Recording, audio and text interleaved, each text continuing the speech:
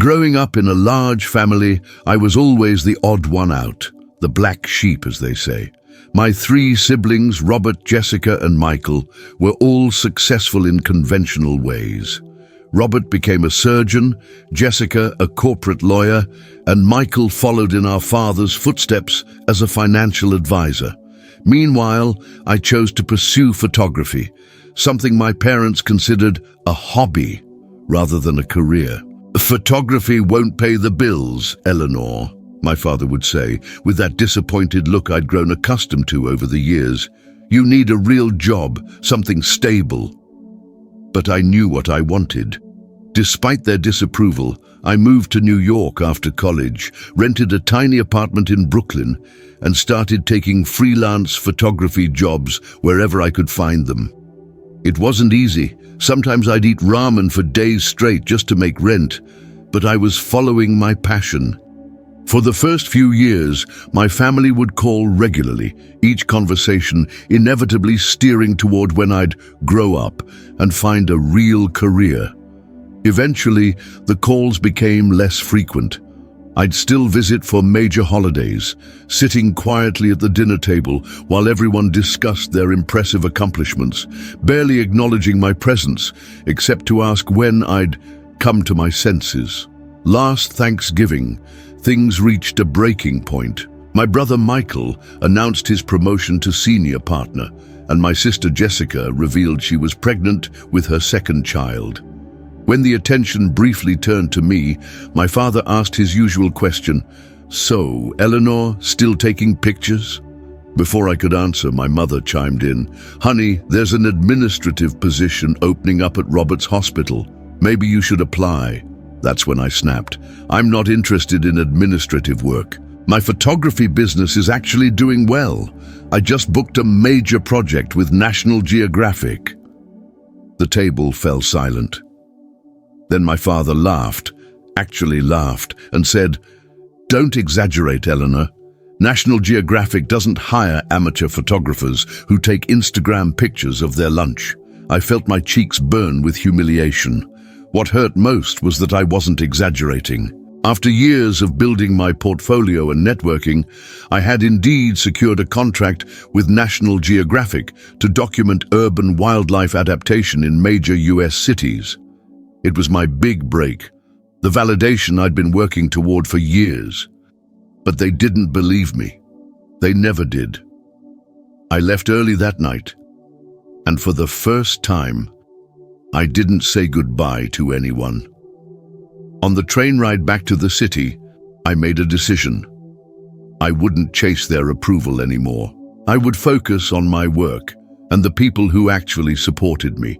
3 months passed. I threw myself into the National Geographic project, traveling to different cities, capturing incredible moments of wildlife, carving out existence within concrete jungles. The work was challenging but fulfilling, requiring patience and perseverance, traits my family never acknowledged I possessed. In January, my mom created a family group chat to keep everyone connected. Initially, I participated, sharing brief updates about my life and work. I even sent a few behind-the-scenes photos from my shoots. No one responded to my messages. They'd actively chat about Robert's new house, Jessica's pregnancy, or Michael's business trips, but my messages sat there, blue-ticked and ignored. After a few weeks of this treatment, I stopped posting altogether. I remained in the group, occasionally reading their conversations, feeling like a ghost observing a family I once belonged to. February passed, then March. Not once did anyone ask why I'd gone silent or how I was doing. By April, I was completely immersed in my work. The National Geographic editors were thrilled with my photographs, particularly a series I captured of a family of peregrine falcons nesting on a Manhattan skyscraper. I spent weeks tracking them, climbing to precarious rooftops before dawn, waiting in the cold for hours just to capture the perfect moment when the parent returned with food for the chicks. On a particularly challenging day, I balanced on the edge of a building's maintenance platform, 40 floors above the street. The wind was fierce, threatening to topple both me and my equipment. But I stayed, secured by safety harnesses, waiting for the perfect shot. When the male falcon swooped in with a pigeon clutched in his talons, I caught a sequence of images that perfectly captured the raw, primal nature of urban wildlife. That evening, back in my apartment, reviewing the day's work, my phone buzzed. It was an email from my National Geographic editor. "Eleanor, these are extraordinary. The Falcon series is going to be our July cover." I stared at the screen, unable to believe what I was reading. The cover of National Geographic, the dream of countless photographers worldwide, and I'd done it. After years of doubt, struggle, and dismissal, here was undeniable proof that my choice had been right all along. I wanted to share this moment with someone, but realized there was no one to call. My family wouldn't care, and they probably wouldn't believe me anyway. My friends in the city were mostly other struggling artists who would be happy for me, but couldn't truly understand the magnitude of this achievement in my field. So, I celebrated alone. I ordered takeout from my favorite Thai place, opened a bottle of wine I'd been saving for a special occasion, and toasted to myself and the falcons who had helped make my dream come true. The next few weeks were a blur of editing sessions, interviews with the magazine's writers who were creating the accompanying article, and meetings about the layout. The magazine would hit newsstands in early July, but subscribers would receive their copies a week earlier. I had almost forgotten about my family's existence until June 28th, when my phone suddenly exploded with notifications. After months of silence, the family group chat had erupted. "Mom, Eleanor, is this you?" She'd attached a photo of the National Geographic cover, my photograph of the Falcon in flight against the Manhattan skyline, with my name credited clearly at the bottom. Before I could respond, more messages flooded in. "Dad, just got my copy in the mail. Eleanor, why didn't you tell us?" "Robert, that's our Eleanor on National Geographic. Incredible work, sis." Jessica, "OMG, everyone at my office is talking about this issue. I told them the photographer is my sister." Michael, "I need a signed copy ASAP. This is going in my office." I stared at my phone in disbelief. After months of complete silence, after years of dismissing my career choice, now they wanted to acknowledge me. Now that there was public recognition, now that my name was attached to something prestigious, suddenly I existed again. I put my phone down without responding and took a walk around my neighborhood to clear my head. The validation I had craved from them for so long was finally here, but it felt hollow. They weren't proud of my journey, my persistence, or my passion. They were proud of my success, and only because it came in a package they recognized as legitimate. When I returned home, I had 7 missed calls, 2 from each of my parents and 1 from each sibling. My phone continued to buzz with notifications from the group chat. "Mom, Eleanor, please call us back. We're so proud." "Dad, your mother and I want to take you out to dinner to celebrate. Name the restaurant." "Jessica, my pregnancy hormones are going crazy. You're making me cry with pride, sis." "Robert, did National Geographic send you extra copies? My colleagues want one." "Michael, Eleanor, I have a client who runs a gallery. He'd love to talk to you about exhibiting your work." The irony wasn't lost on me. For years, I'd been desperate for even a fraction of this attention and support. Now it was pouring in, not because they suddenly understood or appreciated my art, but because someone else, someone they respected, had validated it. I finally picked up when my mother called for the 3rd time. "Eleanor, why haven't you been answering? We've been trying to reach you all day." Her voice was excited rather than accusatory. "I was working," I replied flatly. "Well, we're all just so amazed by your cover. Why didn't you tell us? We had to find out when your father's copy arrived in the mail this morning." I took a deep breath. "I did tell you. Last Thanksgiving, Dad said I was exaggerating." There was a pause on the other end. "Oh, well, we didn't realize it was such a big deal. National Geographic, my goodness." It's been my dream since I was 12, I said. I've only mentioned it every time you asked about my career goals. Another uncomfortable silence, then, well, we want to celebrate. Your father's already telling everyone his daughter is a famous photographer. We're thinking of hosting a party next weekend.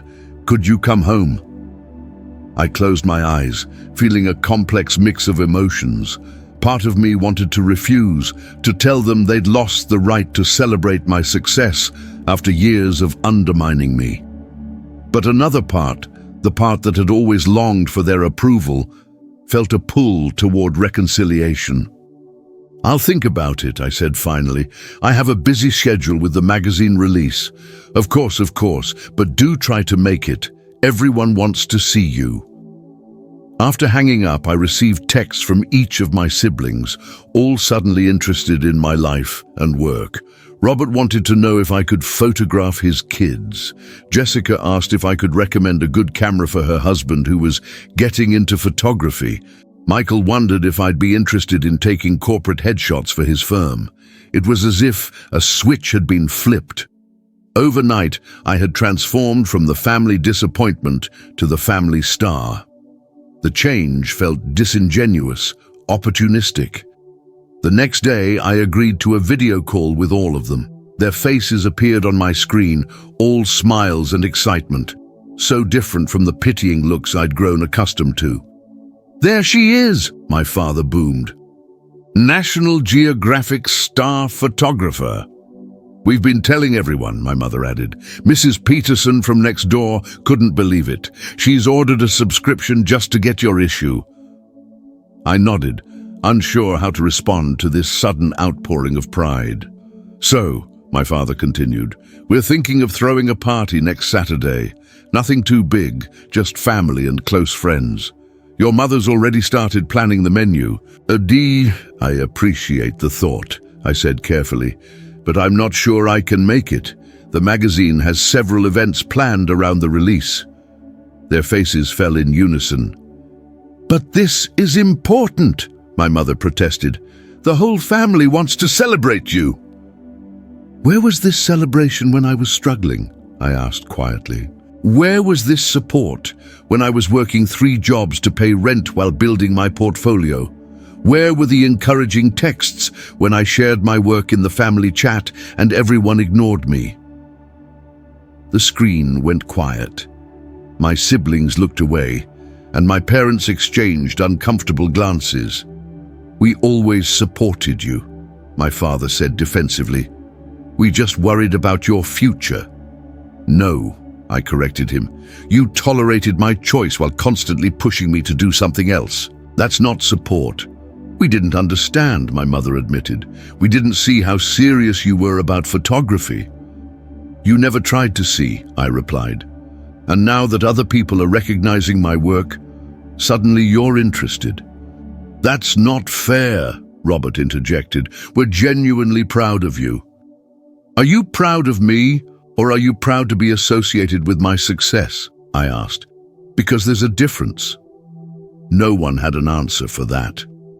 "Look," I said, softening my tone, "I appreciate that you're excited for me now, but you need to understand that this success didn't happen overnight. It's been a long, difficult journey, one that I took almost entirely alone because the people who should have been my biggest supporters were too busy doubting me." "We're sorry," Jessica said, and she looked like she meant it. "We should have paid more attention." "It's not just about attention," I explained. "It's about respect. Respecting that my path might look different from yours, but can still be valid and fulfilling." They nodded solemnly, and for the first time, I felt like they might actually be listening to me. "I can't make it to a party next weekend," I said, "but I'm going to be doing a small gallery showing in the city next month for some of my other work from this series. If you'd like to come to that, you're welcome." "We'll be there," my father said quickly. "All of us." I nodded, not entirely convinced but willing to give them a chance. "I'll send you the details when they're finalized." After the call ended, I sat in my apartment, processing what had just happened. Part of me wanted to hold on to my resentment, to make them work harder for forgiveness, but I also recognized that people can change. Sometimes they just need a wake-up call. The next day, something unexpected happened.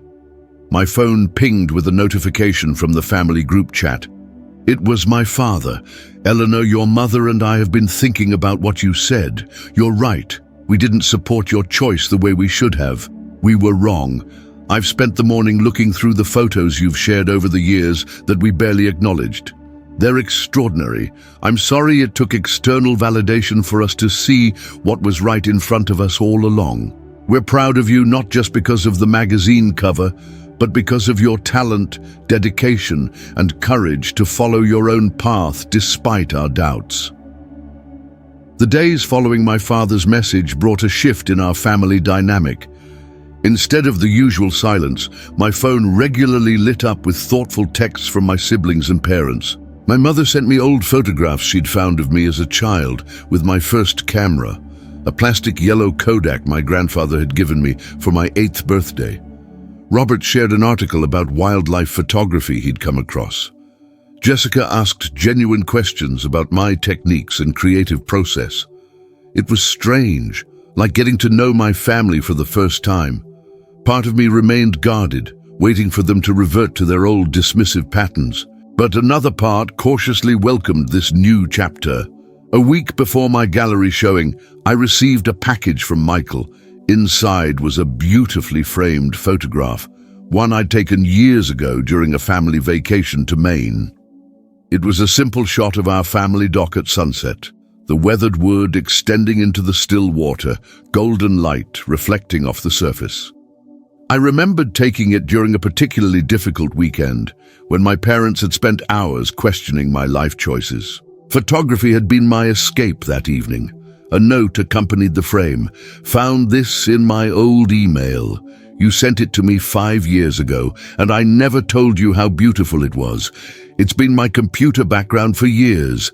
I look at it whenever work gets stressful. Sorry I never said anything." I ran my fingers over the frame, surprised by the lump forming in my throat. It was a small gesture, but it suggested that perhaps my work had meant something to them all along. They just hadn't known how to express it. The night of the gallery showing arrived. The space was intimate, a converted warehouse in Chelsea with exposed brick walls and industrial lighting that complemented my urban wildlife series perfectly. In addition to the falcon images, I'd included photographs of coyotes in Central Park, a family of raccoons making their home in an abandoned building in Queens, and a stunning shot of a red-tailed hawk perched on the hands of the Atlas statue at Rockefeller Center. The National Geographic editors had come, along with various art critics and photography enthusiasts. I was busy speaking with a curator from a prominent museum when I spotted them, my entire family entering the gallery together, looking both proud and slightly out of place. My father had worn his best suit, the one reserved for special client meetings. My mother clutched her handbag nervously, eyes widening as she took in the crowd.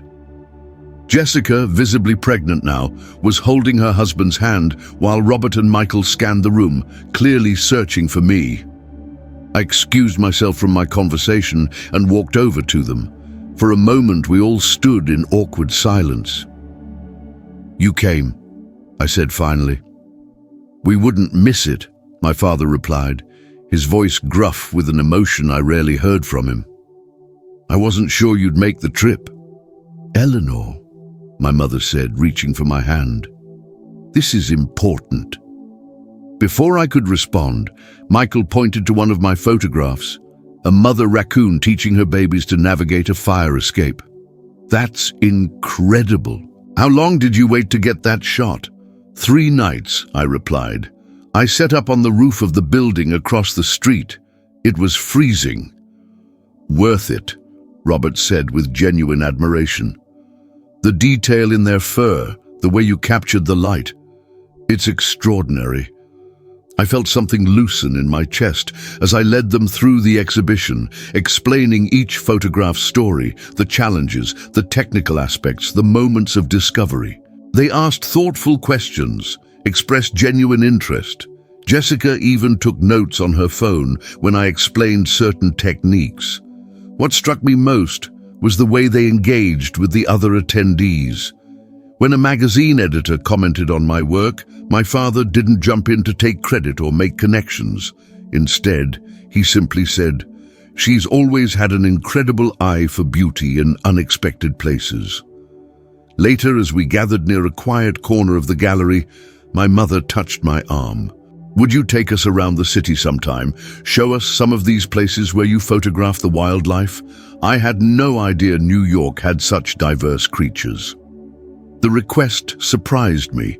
In all the years I'd lived in the city, they had visited only a handful of times, usually insisting on staying in midtown hotels and seeing standard tourist attractions.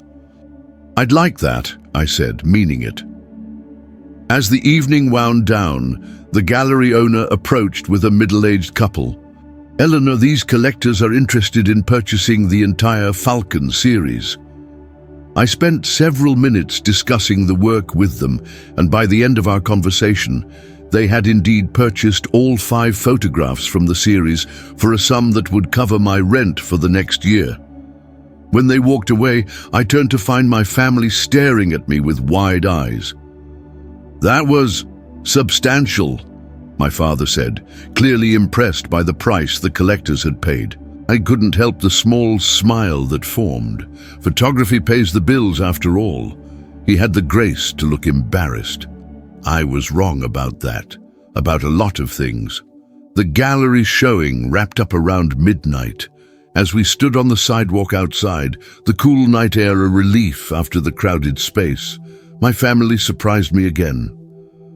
"We got a suite at a hotel nearby," my mother explained. "We're staying the weekend. If you're not too busy, maybe you could show us some of your favorite spots in the city tomorrow?" I hesitated, only briefly before nodding. "I'd like that." The next morning, I met them for breakfast at a small cafe in my neighborhood. The conversation flowed more easily than it had in years. We spent the day exploring Brooklyn, not the tourist version, but my Brooklyn. The community garden where I photographed migratory birds, the small bookstore that had hosted my first exhibition, the riverside park where I often sat to collect my thoughts when a project became overwhelming.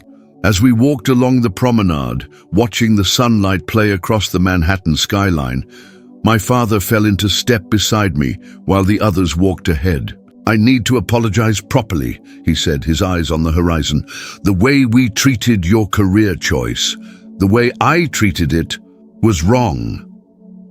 "Dad, no, let me finish. I was raised to believe success looked a certain way. My father had one definition of it, and I never questioned that. I pushed all of you kids toward what I thought was security, respect, stability. But watching you these past few days, seeing how people respond to your work, how you talk about it with such passion, I realize now that success isn't one size fits all." He turned to look at me directly. "You found your path despite my discouragement. That takes courage I'm not sure I possess. I'm proud of you, Eleanor, not because of the magazine cover or the sales, but because you had the strength to follow your heart when everyone, especially me, told you not to."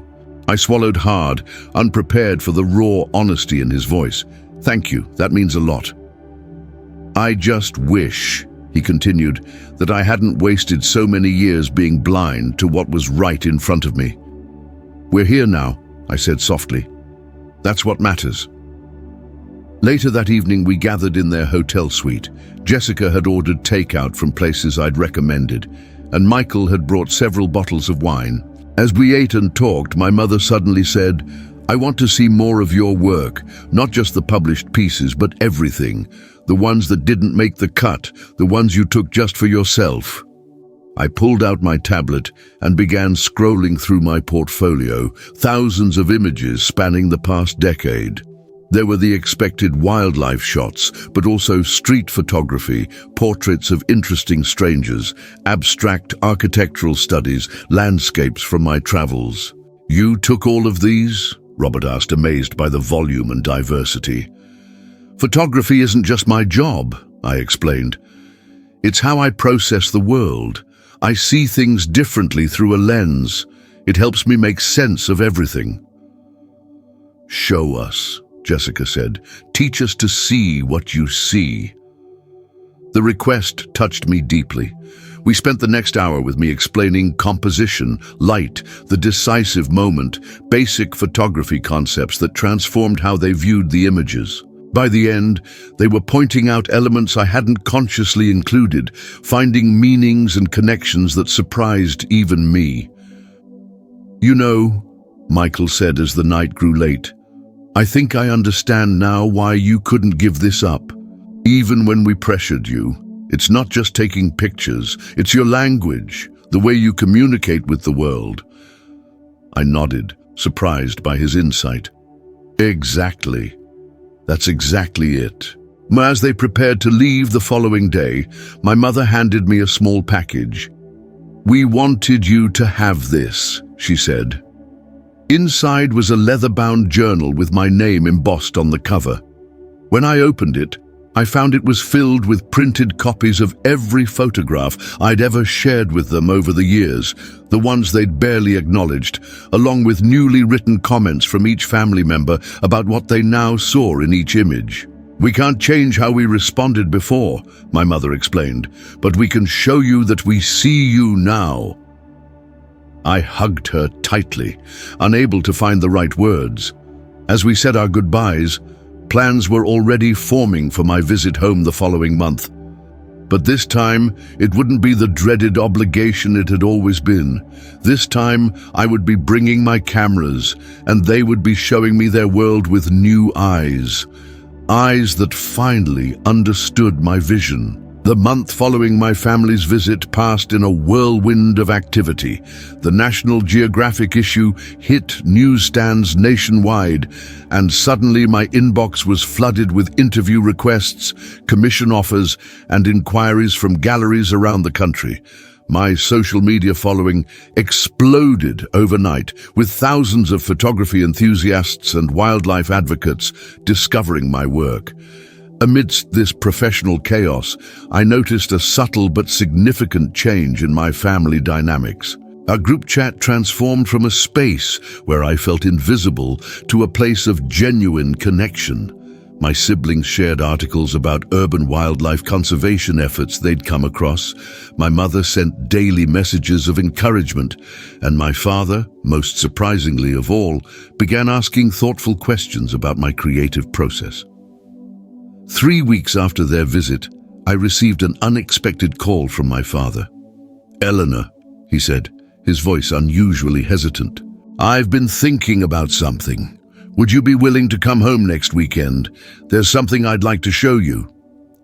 Curious, I agreed, booking a flight to Boston for the following Friday. When I arrived at my parents' suburban home, I was greeted not just by them, but by all my siblings as well. They seemed excited but nervous, exchanging glances that suggested they were in on some secret. "What's going on?" I asked as I set down my bag in the foyer.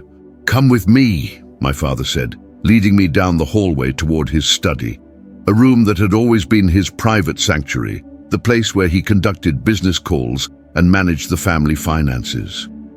Growing up, we kids were rarely allowed inside unless summoned for a serious discussion, usually about our grades or future plans. He opened the door and stepped aside, allowing me to enter first. I stopped short, unable to process what I was seeing. The room had been completely transformed. His imposing mahogany desk was gone, replaced by a sleek work table. The walls, once covered in financial certificates and family photographs taken by professional photographers, now displayed enlarged prints of my work.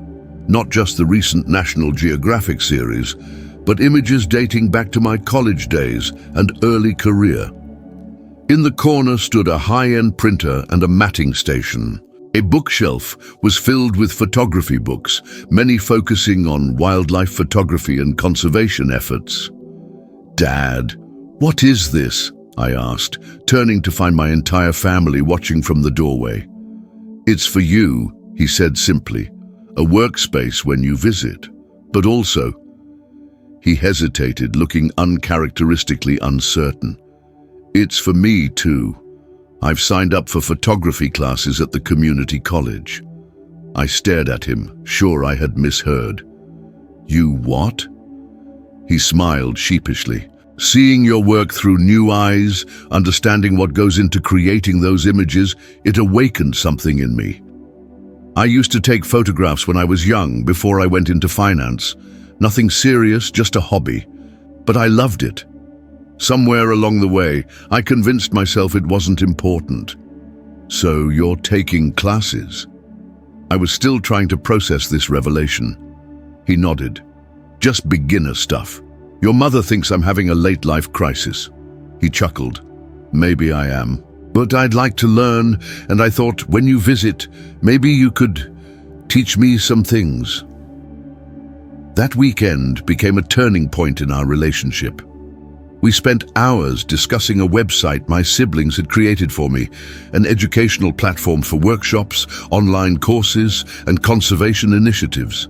My father showed me his first attempts at photography, awkward compositions with technical flaws, but taken with genuine enthusiasm. On Sunday morning, I took my family on a photography expedition to a nearby conservation area. Armed with cameras, some borrowed, some newly purchased, they followed me along woodland trails as I pointed out potential subjects and lighting opportunities. As we walked back to the cars, my father fell into step beside me. "I understand now," he said quietly. "What exactly?" I asked. "Why you couldn't give this up, even when we pressured you? It's not just taking pictures, it's a way of seeing the world, isn't it? Everything looks different through a lens, more meaningful somehow." I nodded, emotion tightening my throat. "That's exactly it. I'm sorry it took me so long to see what was right in front of me," he said. "Both your talent and your dedication. We're here now," I replied. "That's what matters." The following month, my first workshop, advertised through the website my siblings had created, sold out within hours. Among the registered participants were my parents and siblings, insisting they wanted to learn properly from the beginning. 6 months after the National Geographic cover, I was invited to speak at a prestigious conservation conference. As I took the stage and looked out at the audience, I spotted them in the front row, my entire family, cameras around their necks, beaming with genuine pride. After months of being ignored in the family group chat, that one image on TV had indeed caused everyone to rush to call me. But what began as superficial recognition had evolved into something much deeper, true understanding and respect. My success hadn't just changed my career, it had transformed my family. And in that transformation, I finally found the connection I had been seeking all along.